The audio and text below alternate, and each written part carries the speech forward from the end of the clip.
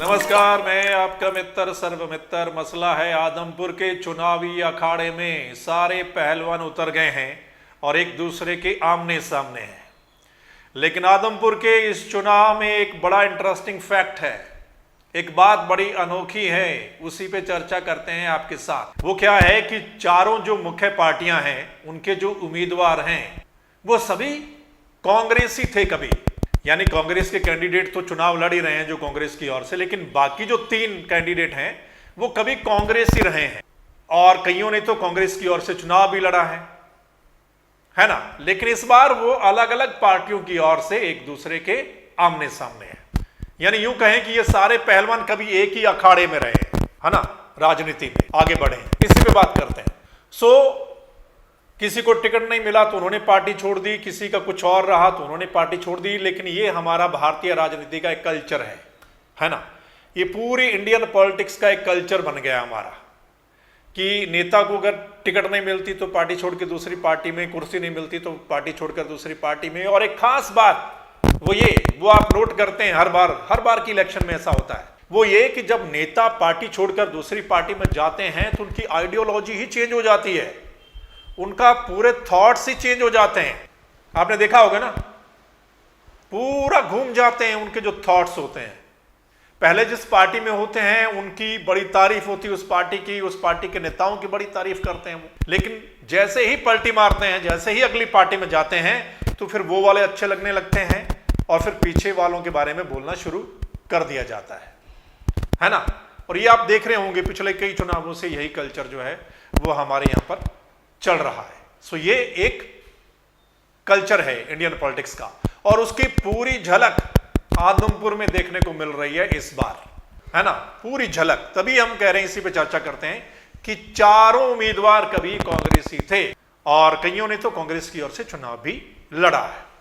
चलिए अब बात करते हैं कि जो भव्य बिश्नोई हैं, बीजेपी के कैंडिडेट हैं, आपको बताया है उन्होंने पिछला चुनाव कांग्रेस की ओर से लड़ा, लोकसभा का चुनाव, और उनका जो पूरा परिवार है वो कांग्रेसी रहे हैं। कितनी बार उन्होंने जीत दर्ज की है कांग्रेस की टिकट पर, है ना। लेकिन इस बार भव्य बिश्नोई बीजेपी के उम्मीदवार हैं, गठबंधन के, बीजेपी जेजेपी गठबंधन के वहां पर उम्मीदवार हैं।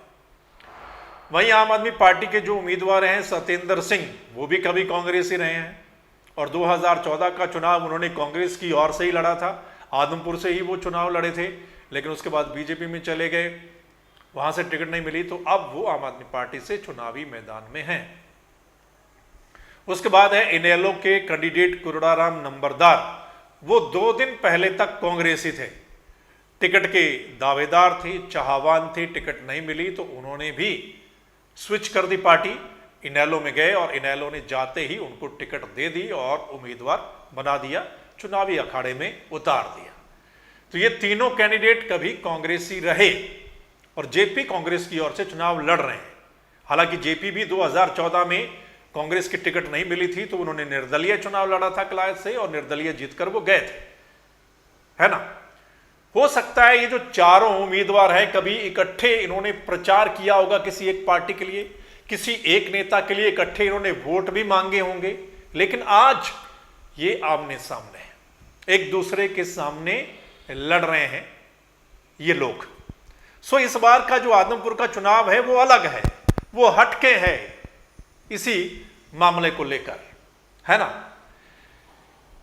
क्या होगा वो खैर जनता डिसाइड करेगी, क्योंकि आपको पता है ये त्योहारों का सीजन आ गया है, धान का सीजन है, नरमे का सीजन है, दिवाली भी इस बीच आनी है चुनाव से पहले।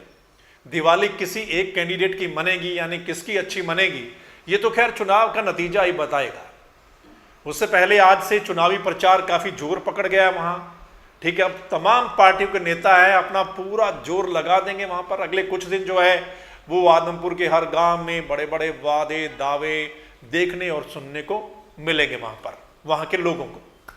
लेकिन जनता भी बड़ी सियानी है कि ये जो इंडियन पॉलिटिक्स का कल्चर है कि पार्टियां छोड़ के दूसरी पार्टियों में जाना और पहले किसी और की तारीफ करना, फिर किसी और की तारीफ करना, फिर मतलब पहले किसी को गालियां देना किसी के बारे में और फिर उनकी तारीफ करना, इसको जनता भी बड़ा बखूबी समझती है और सोशल मीडिया का जमाना है, आपको पता है ना। पुरानी वीडियो निकाल निकाल कर लोग ला रहे हैं।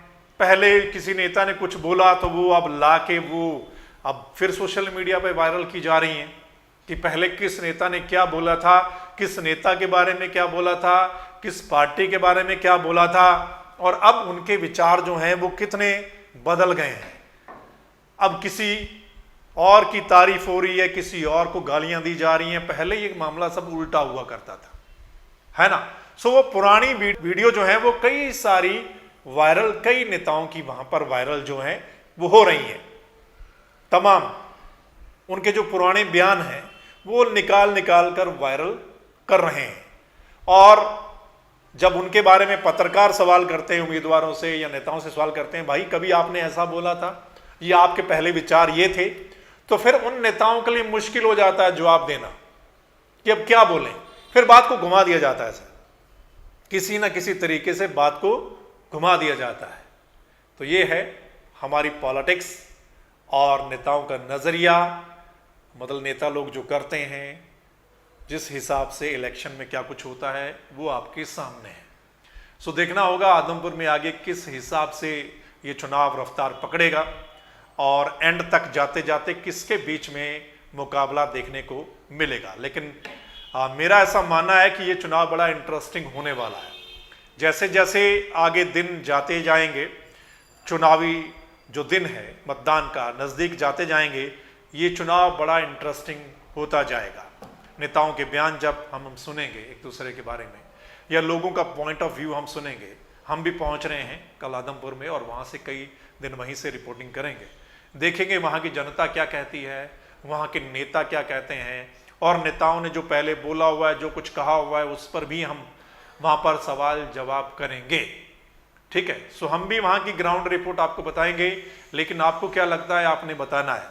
और इस इंटरेस्टिंग फैक्ट के बारे में भी आपकी क्या राय है वो आपने कमेंट के माध्यम से लिखनी है कि ये जो हमारा कल्चर है पॉलिटिक्स का, इसके बारे में आपका क्या कुछ कहना है। नेता लोग आपने कैसे पलटी मार जाते हैं अपनी आइडियोलॉजी से, इसके बारे में आपने कमेंट करना है। और फिलहाल आपको क्या लग रहा है इसके बारे में आपने कमेंट करना है, बताना है। और इस वीडियो को अगर आप शेयर कर देंगे तो तमाम लोग अपनी राय दे पाएंगे। फिर मिलेंगे अगले मसले के साथ, ठीक है। लेकिन उससे पहले आप इस चैनल को लाइक, सब्सक्राइब, फॉलो कर लीजिए, ताकि जो हमारी अगली वीडियो होगी, अगला मसला होगा, वो आप लोगों तक पहुंच जाए। चलिए फिर मिलते हैं, तब तक के लिए नमस्कार, आदाब, सत श्री अकाल, राम राम।